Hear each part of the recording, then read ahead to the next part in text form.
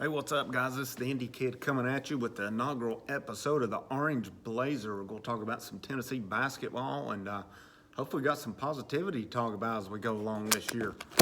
Tennessee basketball's got some high hopes and expectations this year and a really exciting roster. But before we get into that, appreciate you tuning in. Make sure you hit that like button. Make sure you hit subscribe. Check out Talking Vols. Basketball edition, JP and Dauber discuss the Vols tomorrow night after the Colorado game. Hopefully they'll actually get to play tomorrow night, but game's at 6 o'clock, so I would imagine in that 8 to 8:30 range, you guys will go on and talk about a little bit of Tennessee basketball. Also, make sure you tune in Wednesday nights, 7 p.m. Eastern time for Talking Vols, and make sure you tune in Saturdays after the football games for the post-game shows. The guys in the chat room discuss the game that was. And once again, I appreciate you tuning in. And I picked the name Orange Blazer for this, just looking over some things with Tennessee basketball history. And obviously, there is some history with Tennessee basketball, but something that kind of stood out to me with it. And it's become more when Bruce Pearl was here. But you had Ray Mears used to break out the Orange Blazer, but then Pearl wanted to honor Ray Mears some, and so when it was Kentucky and Vanderbilt games, it was Orange Blazer time, and I like how the coaches have kind of carried on that tradition down there as well, and who knows, at some point maybe the Indy Kid will break him out an Orange Blazer from somewhere as well. But let's get right into the roster. Tennessee, from what I got, still ranked 13th, 12th, 13th in the polls, depending on which one you look at, but I think there's a lot of potential on this roster, and just the recruiting class that's coming in is one of the best, if not best, in Tennessee basketball history. And Rick Barnes is recruiting at a level right now that we've rarely seen down there. Bruce Pearl was close. Bruce Pearl recruited really well, and he was starting to get really that top echelon of talent when you had the year of Tobias Harris. And who knows where it would have went from there. Obviously, that's another story for another day and another topic.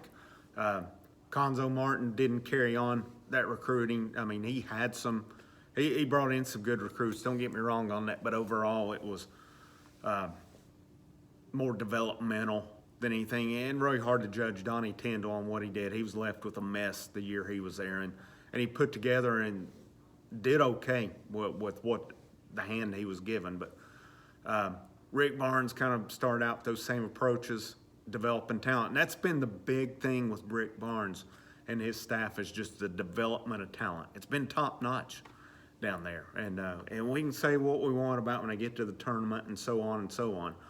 But the bottom line is just the development has been top-notch down there. And I'm excited to see where it continues to go. As you truly see guys getting better, developing, getting better when they're down there, and you've kind of seen it. The ones who aren't, they hit the road, and that's there's some other sports that could use that same philosophy as well. It's a two-way street. You got to have guys that can develop talent, but you also got to have players that want to be developed and want to get better and want to learn too. Just because you're the best in your high school or whatever, it doesn't always translate to college. You may be the big man on campus in high school, but then it's a matter of how you handle that adversity once you get to college. Maybe you're not playing. Maybe you're not the superstar then. And I think Rick Barnes has done a really good job with that down there. But, a lot of excitement coming in with this class is, again, one of the highest, if not highest recruiting class in school history, with Keon Johnson, Jaden Springer, Corey Walker Jr., and originally Santiago Vescovi was supposed to be a part of this class as well. He was able to reclassify and enroll last year, and he did a good job last year. He's a true freshman. He's coming from Uruguay. Not normal scenarios for a kid to come across the world and enroll halfway in the year. But I thought he did some good things. Yeah, you're going to expect some growing pains along the way, but good shooter. Did some, I think things that he struggled with last year, he'll get better with it this year, and you'll see some great improvement. I'm excited to see what he can do running the show, and I think he'll be. I expect he'll probably be the starter, and I expect some good things. But you've got Vescovi, you got Jaden Springer, you got Keon Johnson. Those three guys that I just mentioned. You've also got Josiah Jordan James, 5-star last year. I think he had shoulder issues last year. I really think that injury hampered him some last year. I thought he did some good things last year. Obviously, he had a lot of hype, and some people he didn't live up to it. But again, I think he did a decent job. I'm excited to see what he's going to do this year with the year healthy, with the year in the weight room and things of that nature. I really think you'll see a big step from him moving forward this year. You've got Devontae Gaines, who did some good things last year. He's a long guy at the guard position at 6'7", 181, probably a bit on the thin side, and I'm curious to see if he puts on some bulk. I think that'll be key for him. And then you've got Victor Bailey, transfer from Oregon, who sat out last year, was a former 4-star prospect. And from what I've gathered and read, that Tennessee's got anywhere close to like 7 guys who can actually get out and handle the ball. So I expect you're going to see a lot of quick movement, running and gunning with this team. And so that's just kind of the start. But you got a few guys who can handle the ball to point. They can probably even play point forward.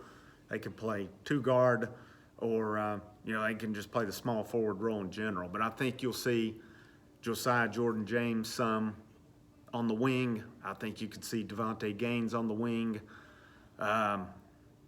Just looking over the roster, I've seen lineups where they said Yves Pons could play on the wing, and I've not even discussed Yves Pons and John Fulkerson, who's probably going to be about your top 2 players this year. Both those guys really showed improvement last year. I'm excited to see what they're going to do again this year as well. And I think it was really big that Pons came back and didn't test the NBA waters right there.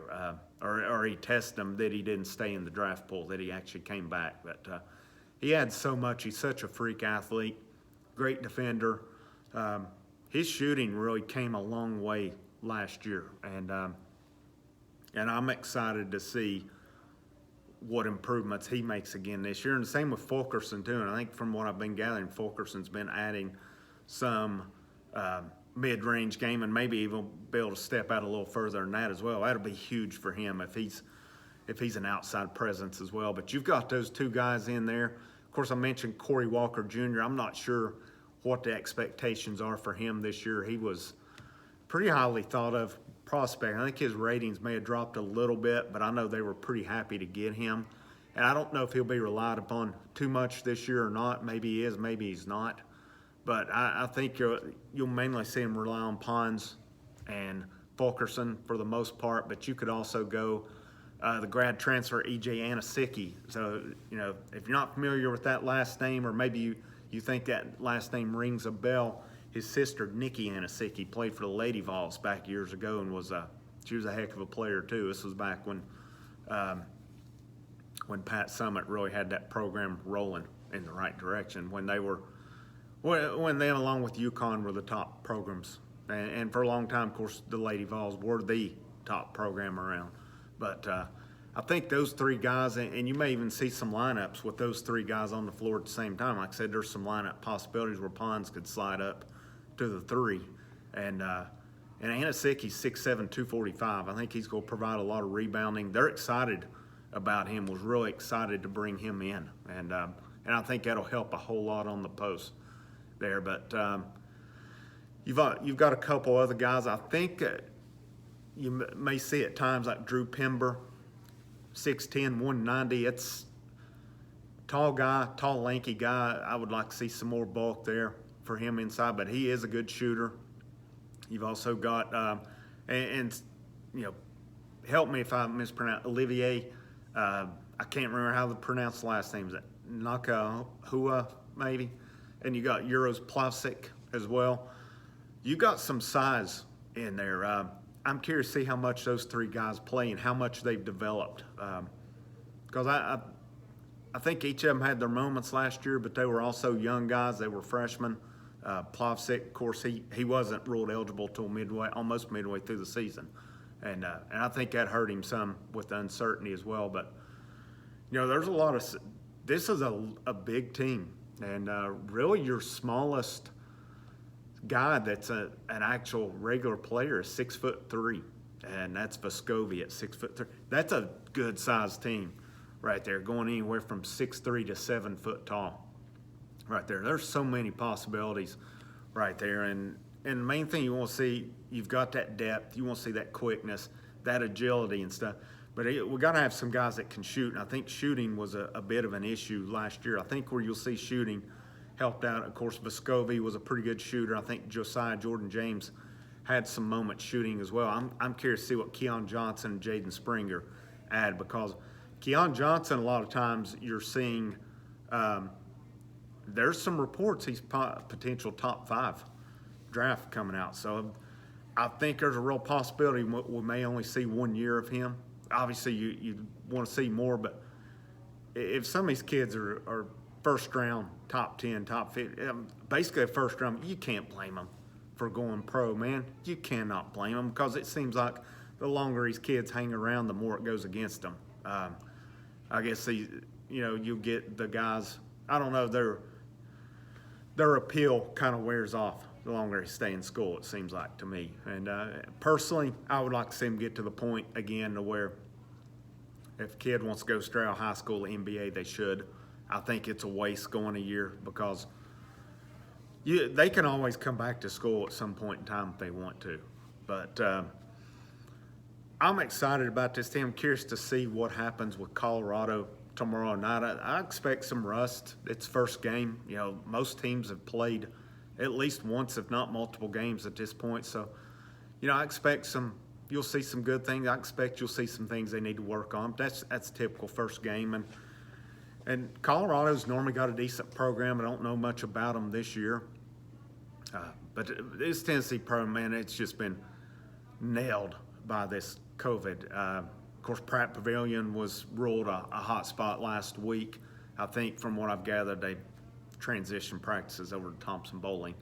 But we'll see where we go, just kind of preview the roster. I'm excited about it. I think, this could be anywhere from should definitely be a tournament team.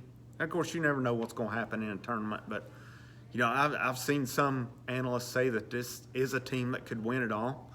Now, am I going to sit here and tell you I don't know. From what I see so far, it looks to me like Gonzaga is going to be really hard to beat this year. I would have loved to have seen us been able to play Gonzaga, see how we stacked up against them. It's a shame that game was able to get canceled. Of course, it's understandable.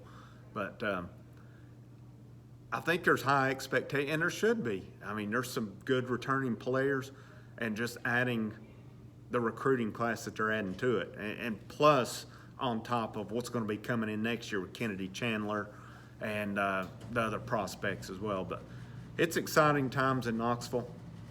I'm glad Rick Barnes stuck around, didn't bolt for UCLA before last year. I think Rick Barnes has done a really good job. But, the thing that's gone against him, obviously, is getting it done in the tournament. And, hopefully this will be the place where he gets it done. He's a hell of a coach. He really is. He's done a good job. He's transformed that roster. It's as stable as it's been a long time. And we'll see where it goes from here. And but leave me a comment. Hit the thumbs up button. Check us out. Subscribe to the channel. And I'll be back each week to discuss what's going on with Tennessee basketball. If there's any recruiting news, anything like that, we'll just kind of break down. But guys, get excited. This is a roster and a team and a coaching staff to be proud of down there. I think school give it a lot. Real fan-friendly team, it seems like. I know there's some really popular guys down there on that team. And not that there's not in other sports. I'm not taking away from other sports or anything. But, Barnes and his staff, they've done a really good job. But at some point down here, it is valid to say it's time to take a next step. And we've gotten to the Sweet 16. We've got a taste of the Elite 8 under Bruce Pearl. We'll see where it goes going forward. But there's the bell at an appropriate time. We're going to wrap it up here. Thanks for tuning in. I'll catch you guys next week. Go Tennessee basketball. You guys take care. Stay safe. I'll see you next week.